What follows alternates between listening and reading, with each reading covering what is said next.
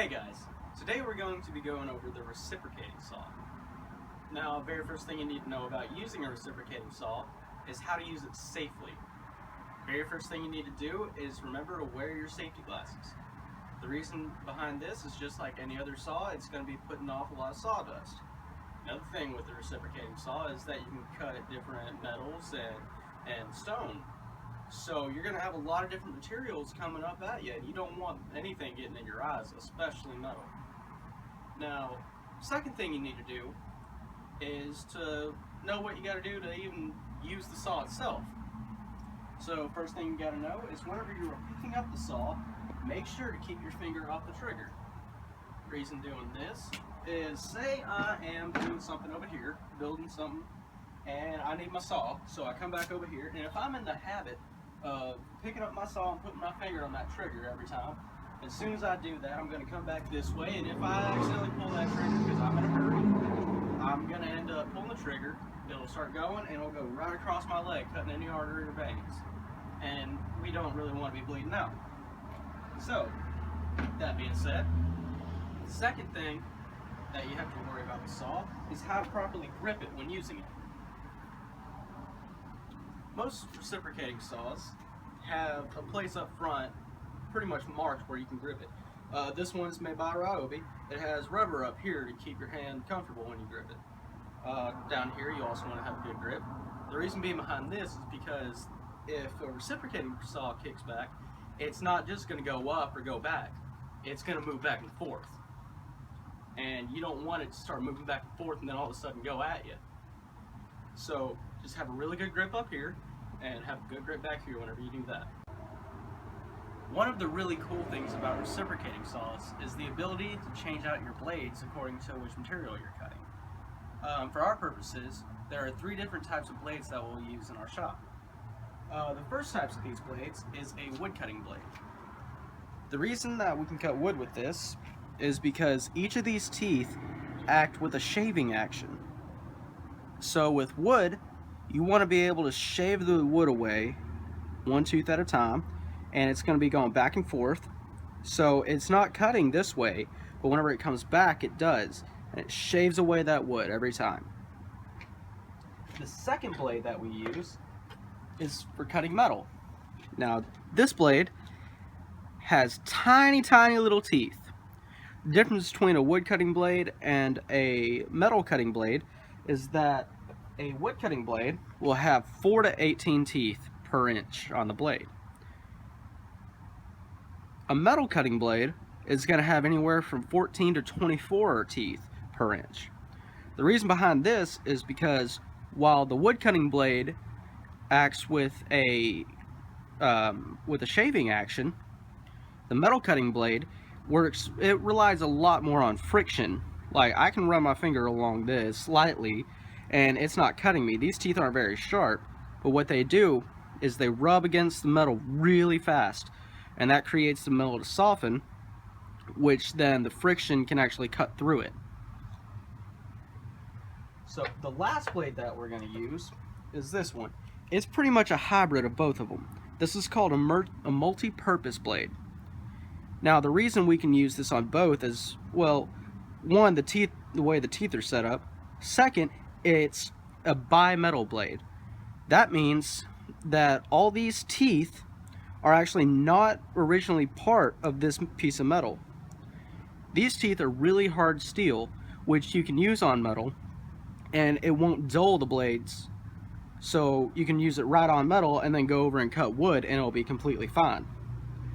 What's really cool though is all these are hardened steel, while the body of the blade itself is pretty bendy. The reason you want this is because with metal, you want to cut straight through. You don't really want to differentiate from your line that you're cutting. But with wood, sometimes you'll get a snag. And if it snags and it tries to bend that blade, if the blade can give a bit, it'll be fine, because it'll just bend. But if this entire blade was hardened steel, then it would catch, bend, and then just snap right there. Now that we've gone over the safety of using a reciprocating saw, as well as the different types of blades, we need to cut something. So I'm going to be cutting on this pallet. First thing we need to figure out is what kind of material we're cutting. Now obviously it's wood, but I want to cut through these nails that are holding it on here. So because of that, I'm not going to use my wood blade because it would dull on the nails and probably even catch. So instead, I'm going to use my multi-purpose blade. Now, first thing we need to do is make sure that we do not have a battery in our reciprocating saw, or that it's not plugged in. Since my battery is not in, pull back this latch, and then you insert the blade, let the latch go, and that's what you have. It's in there really snug, it's not going to go anywhere. There's actually a bolt that goes through it, so it holds it in there really tight.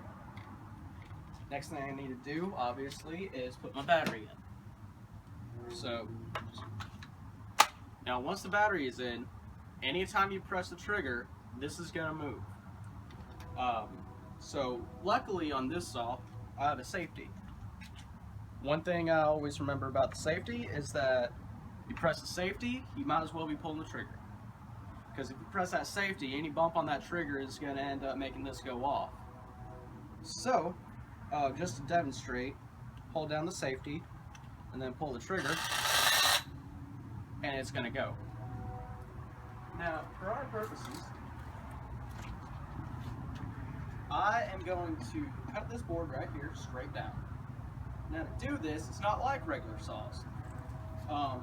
Most of the time you're going to have it up here and then you're going to let it run and get to the highest speed you can. With a reciprocating saw, this can be dangerous because if you get it running really fast and then hit this and it just grabs it, it's gonna do that and it'll get you off guard. So to be safer, we're gonna start it using this tool rest. Rest it up against the material that you're cutting with the blade firmly on. Then, like earlier, I'm gonna hold on to the end tight and have a really good grip on my handle here. And I'm gonna start it slowly. Now the reason I want to start it slowly is because if there is any gripping on it, it won't just start throwing. Like I'll realize that I can back off and try again. So I'm going to start it.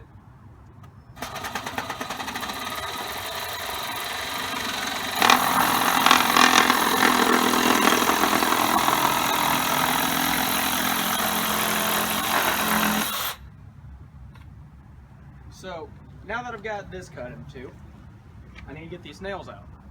Same principle basically applies. What we're going to do, since we're having to go through this gap right here, is keep your finger off the trigger and manipulate the board to where you can get your blade in there. Now once you're in, you're going to hold it really tight because you're using a multi-purpose blade on metal. Now, just because you can use it on metal doesn't mean that it's the best job for metal. But this may be the only blade we have. So, you're going to hold it really tight, depress your safety, then pull your trigger.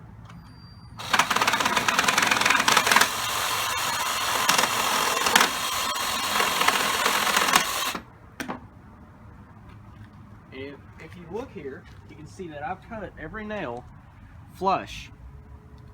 So now we don't have a problem of nails sticking everywhere. This is probably one of my favorite saws, and I really like it. But what I'm going to have y'all to do today is do what I just did. You need to go grab a pallet, get with some buddies, go through safety with your reciprocating saw. Everybody needs to go through it together. I'm going to be coming around and making sure. So whenever I come around, each of you are going to go through safety, you're going to go through setting it up, and then you're going to cut one side down, and then you're going to cut the nails out. If you can do that with the proper safety and technique, then I'll give you 100. If you can't do it with proper safety and technique, you're going to do it over and over and over until you can get it right.